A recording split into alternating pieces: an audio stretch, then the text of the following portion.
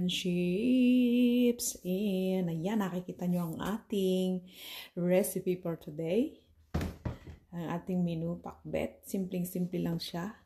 At ito lang ang ating gulay. Dapat kompleto siya, maraming gulay. Pero ako, pwede rin namang pakbet kahit anong gulay lang. Kahit dadalawang gulay pa eh. Nasa inyo yun. Kung ilulutuin yung sa paraang pagluto ng pakbet. Yan. Hindi na, porque walang ampalayaw, hindi na siya pakbet. Pakbet pa rin siya. Just the way lang na pagluto. So, it's the way you are. So, ito. Meron tayong pansahog. Pork meat. Meron tayong sibuyas and kamatis. May green beans, zucchini, and melansane. Talong, Italian kasi yun, melansane. And, patay. Ito, meron tayong patani. Ito, nagyan natin ng ating konting buto-buto. So, linisin na natin at simulan na nating magluto. PS pala tayo. Siyempre, may bagoong na isda. Yan, ang ingredients ng ating maanong ang ingredients ng ating. Hindi siya magiging pakbet pag walang bagoong. Pero pwede rin namang wala. Kaya lang ganyan yung way namin na nakalakhan na pagluluto ng pakbet. Always na may bagoong. And proceed tayo, friendships. Yan. I-toast muna natin ang ating sahog hanggang matosta siya.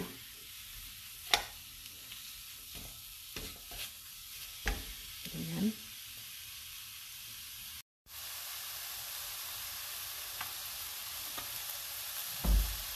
Ang ating karne. Pwede na natin isabay ang sibuyas at kamatis.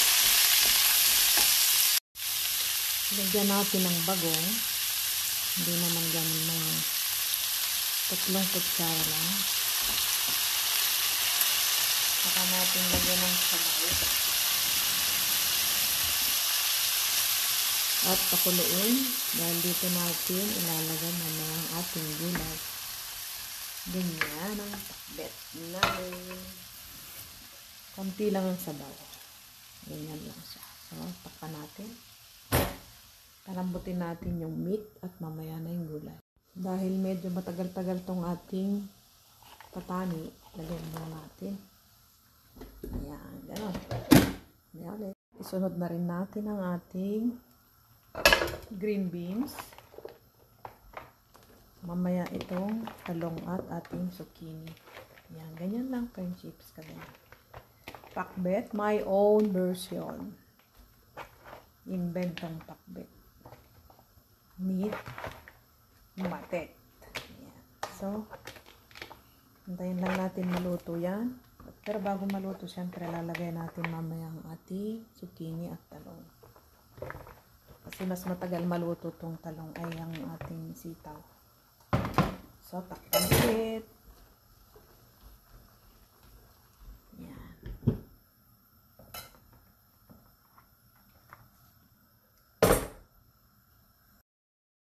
Ito na ang ating kumukulong pakbet. Wow! Paluto na siya. And, lagay na natin ang ating talong at zucchini. Siyempre, natimplahan na yan. Medyo malambot na sila. Haluin na natin. Yan. Huli kasing maluto. Para tamang-tama. Talong at zucchini na lang. Sarap. Ganyan lang ang sabaw, diba? Ng pakbet. Tikman natin. Okay lang. Ayos, sarap.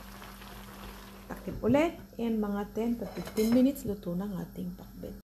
And friendships yun na. Wow, ang ating pakbet. 5 minutes na lang. Ayan ang ating buto-buto kanina ng patani. Diba? Masarap yan. Ito na siya. Hop. Ganyan talaga siya. Konti lang ang kanyang sabaw. As in, masisip-sip lang lahat ng sabaw niya. Yan, pakbet. Ilocano. And, lutuin lang natin. 5 minutes na lang at luto na siya. Ito ang ating sitaw.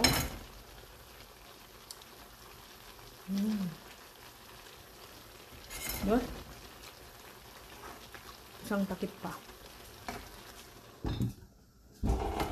Kaya ko nga nilagay.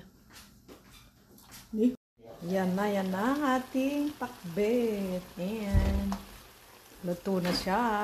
Tingnan mo, masarap nung ano yung itong tawag to, patani. O, diba? Nakita niyo ang patani natin. Sarap. Pwede na. Yan, close up pa natin para naman malapit-lapit. Wow! This is it. Kainan na. Meron tayong zucchini, talong lang siya, at sitaw, green beans. O, diba? Ang dali. Ganun lang kadali ang ating pakbet for today. Ayan, yung talong. At nilagyan natin siya ng ating patani. Patani tawag natin. Yan na. Yummy! Yummy, yummy, yummy! Ang sarap. Asan ba? Tikman natin. Tikman natin tong ano. Masarap. May karne, may zucchini, katamtaman lang yung luto kasi hindi siya durog. Ganyan ang gusto ko sa pakbet. Thank you for watching, friendships. Kain na tayo. Ito na, luto ng ating pakbet. Thank you for watching. Bye-bye. Love, love. God bless.